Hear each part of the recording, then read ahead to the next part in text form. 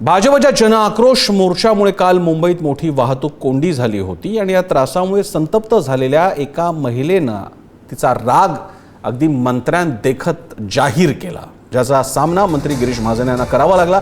सदर महिलेनं गिरीश महाजनांवर प्रश्नांचा भडीमार केला। तुमचं काय चाललंय, इथून चालते वा, शेकडो लोक तुमच्या मोर्चामुळे वाहतूक कोंडीत अडकून पडलेत, विरोध करायचा आहे तर बाजूच्या मैदानात करा, वाहतूक कोंडी का करत आहात असा सवालही महिलेने उपस्थित केला।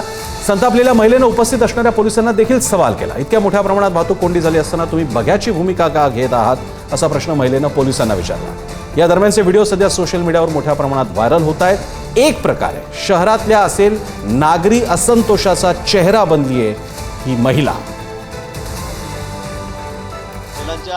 आरक्षणाच्या संदर्भातलाच तो मोर्चा होता, बिलाच्या संदर्भातलाच तो मोर्चा होता आणि पण त्यांचा राग संताप हा खूपच अनावर झालेला होता आणि म्हणून त्याच्याबद्दल बोलत होत्या। पण यापुढे निश्चित आम्ही अशी काळजी घेऊ। मोर्चा असला, आंदोलन असले की असे प्रकार नेहमी घडत असते याची आपल्या सर्वांना कल्पना आहे। वेगळ्या भाषेने त्या मांडू शकल्या असत्या, तक्रारी करू शकल्या असत्या पोलिसांकडे, पण पोलिसांनीच आम्हाला परवानगी दिलेली होती। आम्ही रितसर परवानगी घेतलेली होती, रूटही आम्ही दिलेला होता। त्यामुळे मला असं वाटतं की काल थोडा त्रास लोकांना त्या ठिकाणी झालेला आहे, आम्ही मान्य करतो। पण प्रत्येक मोर्चामध्ये, प्रत्येक आंदोलनामध्ये तो होत असतो, हेही खरं आहे। मोर्चा असेल, आंदोलन असेल, बैठका असेल, सभा असेल, त्यावेळी त्या ठिकाणी थोडा ट्रॅफिकचा प्रश्न निर्माण होतो आणि पोलीस त्याचा मार्गही काढतात।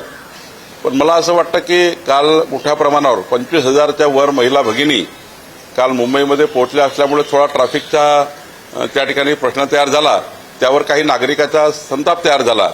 त्यामुळं ते साधारण म्हणजे स्वाभाविक तो संताप आहे, काहींनी व्यक्त केलाय, पुढे खबरदारी घेऊ। हा विद्रोह आहे, महिलांचा राग आहे, संताप आहे।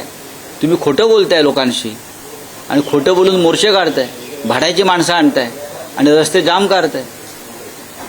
1500 रुपये महिन्याला महिलांना देताय, मोर्चाला 1000 रुपये दिले असतील महिलांना आणण्यासाठी। आणि याबद्दल बोलण्यासाठी आपल्यासोबत आहेत अंजली दमानिया।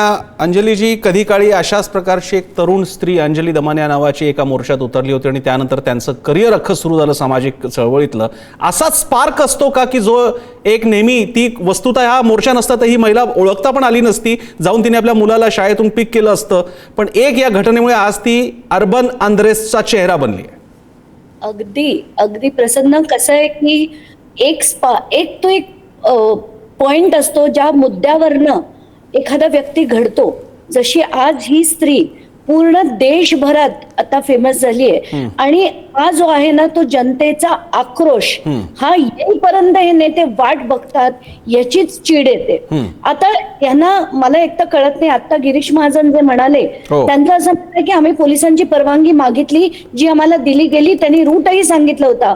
प्रसन्न, आमच्या कुठच्याही आंदोलनात आम्हाला एकदा नाही अनेक वेळा सांगितलं जायचं की रस्त्यावर आंदोलन करता येत नाही, तुम्हाला फक्त आझाद मैदानातच करता येतं, आझाद मैदानाशिवाय पर्याय नाही। मग असं असताना भाजपचा हा मोर्चा जे आपल्याला सांगितलं होतं सेक्शन 144 लागू आहे पूर्ण मुंबईत, कुठेही आंदोलनाची परवानगी नाही, तर मग CP देवेन भारतींनी ही परमिशन भाजपला कशी दिली, का दिली? त्या अधिकाऱ्यांनी, ती महिला बिचारी त्या अधिकाऱ्यांना विचारत होती, एक जण तिच्याकडे बघायला तयार नव्हतं। एवढा राग आला त्या गोष्टीचा की तुम्ही, आणि त्याच्यातच चित्रा वाघना एक पोलीस हवालदार पण नाही, PI लेवलचा अधिकारी पाण्याची बाटली देताना बघून असं डोकं फिरताना की ही माणसं सामान्य नागरिकांना समजतात काय? हे पोलीस फक्त या राजकारण्यांच्याच दिमतीला त्यांना पगार मिळतो का?